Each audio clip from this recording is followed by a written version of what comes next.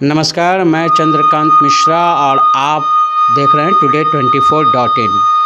दिव्य ज्योति संस्थान पटना में मैं मौजूद हूं और जैसा कि आप सब जानते हैं कि विश्व की सबसे पुरानी धर्म यदि कोई है, धर्म की बात हो तो सनातन धर्म है। और सनातन धर्म की पताका किस तरह से लहरा रही है, ये मैं आपको बताने जा रहा हूं कि किस तरह से दिव्य ज्योति संस्थान में दुबई से आए हुए शख्स ने बताया कि वहाँ के अरब, उनके जो अरबियन मित्र हैं, उन लोगों को जिनको की भाषा भी नहीं आती है हिंदी समझ में, जिनको इंग्लिश भी उतनी समझ में नहीं आती है, अरबी समझते हैं, लेकिन वो भी यहाँ के गुरुजी से, दिव्य ज्योति संस्थान के पटना के जो गुरुजी हैं, जिनका सेंटर कलकत्ता में भी चलता है, उनसे जुड़ते हैं और क्या सब बता रहे हैं। आइए सुनते हैं पहले वो दुबई की कहानी। मेरा नाम संजय है और मैं दुबई में रहता हूँ। अच्छा, अभी तो आप यहाँ पटना में हैं। जी, किस कारण से? एक्चुअली हम छुट्टियों में हमेशा हर एक साल यहाँ पे आते हैं, तो और सौभाग्यवश कि अभी यहाँ पे प्रोग्राम चल रहा था तो हमको आने का मौका मिला और हम इसमें अटेंड कर पाए। दुबई में आप क्या करते हैं? मैं शेफ़ हूँ दुबई में। अच्छा, और 10 साल से रह रहा हूँ। पटना में जो आप जिस संस्थान में हैं, इस संस्थान के बारे में आपको है जानकारी? आप कहाँ पर हैं? बिल्कुल, क्या है कि ये संस्थान से हम लगभग 10 सालों से जुड़े हुए हैं और मेरी पत्नी भी है कि सालों से जुड़ी हुई, मतलब वो तो 20-25 साल से जुड़ी हुई है। तो मुझे जुड़ने के बाद, इस संस्थान से जुड़ने के बाद मेरे हर एक जीवन के हर एक स्टेप्स में मेरे को बहुत फ़ायदा हुआ है। फ़ायदा आई मीन म्यूचुअल जो होता है, आई मीन इमोशनल एवरीवेयर, कि आप सब जगह हर एक स्टेप्स में आपको इन्हांसमेंट दिखाई देता है। और ये आपको दिखता तो नहीं है, लेकिन आप फ़ील कर पाते हो इस चीज़ को।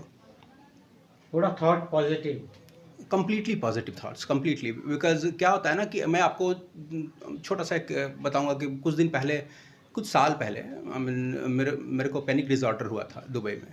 मेरी फैमिली नहीं थी वहाँ पे और अटेंडे में डॉक्टर के पास गया। पैनिक डिसऑर्डर एक ऐसा बीमारी आजकल चला हुआ है, आजकल ये नॉर्मल है सबके लिए, लेकिन एक ऐसी बीमारी है जिसमें क्या होता है ना कि there is no medicine in the market. Doctor will give you the medicine and it will get keep you slept.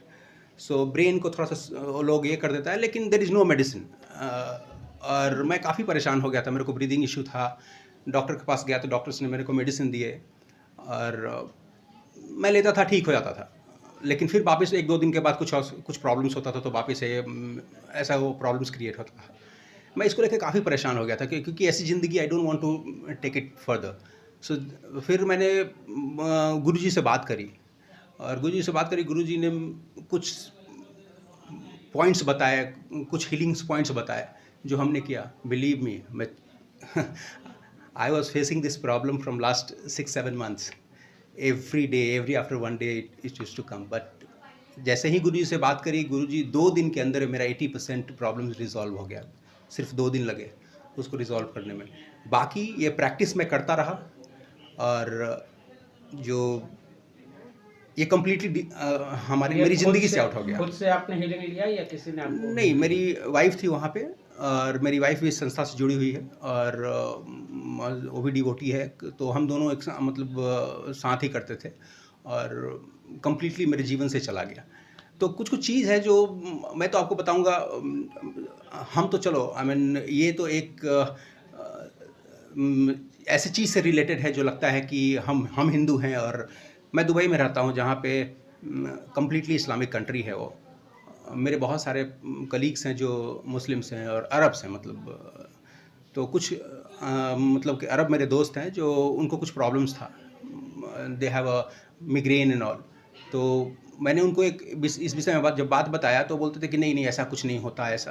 तो मैंने बोला कि जस्ट बैठो, क्योंकि वो अरब्स हैं, वो ना हिंदी समझते हैं ना इंग्लिश समझते हैं, उनको सनातन के विषय में कोई मतलब नहीं है, क्योंकि गुरु जी जब स्पीच करते हैं तो उनको कोई मतलब। लेकिन ये एक अनसीन फोर्स है जो मैं जब उसको बताया, बैठा हो, तो एक अनसीन फोर्स है जो जाकर के डायरेक्टली कनेक्ट होता है। और ये साइंटिफिकली आप इसको देख नहीं सकते, साइंटिफिकली कनेक्ट होता है। और उस आदमी का मिग्रेन ठीक हो गया, जो आज भी वो मेरे साथ जब भी होता है, तो जब भी ये कभी गुरुजी का यहाँ पे ध्यान साधना होता है तो हम दुबई में होते हैं तो हम उसको कनेक्ट करते हैं, कि मैं ऑफिस में नॉर्मली होता हूँ तो अपने सिस्टम में उसको कनेक्ट कर देता हूँ और वो भी मेरे साथ आके बैठता है, जबकि वो कुछ नहीं समझता, न हिंदी समझ में आती है न इंग्लिश समझ में आती है। लेकिन क्या होता है ना कि एक जो कनेक्टिविटी होती है ना, ये कनेक्टिविटी सबसे इम्पॉर्टेंट है। जो साइंटिफिकली इसको देखेंगे तो मैं अगर बोलता हूँ तो चलो समझ में आता है, लेकिन एक अरब्स अगर आकर के आपको ये बात बताता है कि वो कम्प्लीटली फिट हो गया, तो something is, I mean, something is happening miraculous in your life, so you have to accept it. Thank you. Thanks a lot, thank you. परिचय देंगे। मैं Ashok Kumar Sui, retired chief engineer mechanical, Damodar Ghati Nigam में हम पदस्थापित थे। नवंबर 2022 में हमारा सेवानिवृत्त हुए। उसके बाद अभी वर्तमान में कलकत्ता में ही रहते हैं। ये संस्थान से बारे में आप बताएं, कैसे जुड़े इसमें? इस संस्थान के जो गुरु जी हैं वो हमारे मित्र हैं। 1978 से हम लोग साथ ही पढ़े लिखे थे। अनफॉर्चुनेटली 2020 में हमको बीमारी हुई किडनी का। उसके पहले ब्लड शुगर था, ब्लड प्रेशर था, सब चीज़ मेंटेन हो रहा था। लेकिन कोरोना काल में अचानक किडनी प्रभावित हुआ। प्रभावित होने के बाद हम बहुत सारे हॉस्पिटल में गए। पटना में भी रूबन में थे, पीएमसीएच थे, फिर मेदांता गए। मेदांता में डिक्लेयर किया कि नहीं, आपका किडनी फंक्शन ठीक से नहीं कर रहा। तो फिर उसके बाद अपना हम चले आए। चूँकि दामोदर घाटी निगम में नौकरी करते थे, कंडीशन था कि हम बैठ कर ड्यूटी कर सकते थे, तो ड्यूटी ज्वाइन कर लिए। लेकिन परेशानी बढ़ते जा रही थी, दिन प्रतिदिन स्वास्थ्य में गिरावट होते जा रहा था। अनफॉर्चुनेटली 2022 का जून में हमारी स्थिति ऐसी हो गई कि हमारा डायलिसिस शुरू हो गया। डायलिसिस वहीं अपोलो हॉस्पिटल कोलकाता में चल रहा था। जिस आदमी का डायलिसिस होता है थोड़ा मन से गिर जाता है, हम भी उसी में से थे। लेकिन एक चीज़ था, भगवान पे भरोसा था कि हाँ, जो होगा सो बढ़िया ही होगा। तब तक हमारे मित्र का कांटेक्ट हुआ। मित्र हमको गाइड किया कि आओ। तो नौकरी करते समय तो हम कोई हेल्प ही नहीं कर पाए, लेकिन मार्च 2023 से हमको अपना कलकत्ता सेंटर में हमको बोले जाने के लिए। वहाँ पे मेरा हीलिंग शुरू हुआ। 2-2.5 महीना में ज़बरदस्त प्रभाव हुआ। हालांकि 1 सप्ताह का ही हीलिंग के बाद से मेरे मन में स्फूर्ति आ गई, ताजगी आ गई, और जीने का जो प्रेम है वो बढ़ गया। तो हम रहने लगे उसमें। धीरे धीरे देखे कि बीमारी का कुछ कुछ पैरामीटर है वो नॉर्मल होने लगा। सबसे पहला तो देखे कि बीपी जो है 180 से ऊपर होता था, वो 180 से घट करके हमारा नॉर्मल 120 हो गया। और दवा जहाँ 4 खा रहे थे वहाँ से दवा घट करके 1 हो गया। तभी बीपी देखते हैं कि मोटा मोटी 120 से 125 के आसपास रहता है। दवा एक ही खाते हैं, सब मेंटेन हो रहा है। दूसरा फ़ायदा हुआ कि हमारा हेमोग्लोबिन किडनी के बीमारी में बढ़ता नहीं है। हेमोग्लोबिन बढ़ना शुरू हुआ, बढ़ के 14 हो गया। जिस आयरन को हमको सप्ताह में देना पड़ता था 1 बार, वो आयरन का इंजेक्शन बंद हो गया। दूसरी फ़ायदा हुई। डायलिसिस प्रोसेस में कुछ बेनिफिट? डायलिसिस प्रोसेस में अभी कोई बेनिफिट नहीं है, क्योंकि पैरामीटर्स बदलता है ना। पैरामीटर्स बदलेगा, आप कंफर्टेबल रहिएगा। डायलिसिस को रोकना संभव नहीं है। कुछ दिनों के बाद हो सकता है कि जब अपना किडनी पिकअप ले ले तो धीरे धीरे 3 से 2 होगा, 2 से 1 होगा, उस तरह से बदलेगा। डायलिसिस प्रोसेस पे ब्रेक नहीं लगता, क्योंकि कोई नहीं चाहता डॉक्टर की डायलिसिस पे ब्रेक लगा दे और पेशेंट जो है अपसेट हो जाए। इसलिए पेशेंट को ठीक रखने के लिए देह में, शरीर में जो चेंजेज हो रहा है वो हम आपको बोल रहे हैं कि शरीर बीपी नॉर्मल हो गया, हेमोग्लोबिन नॉर्मल हो गया।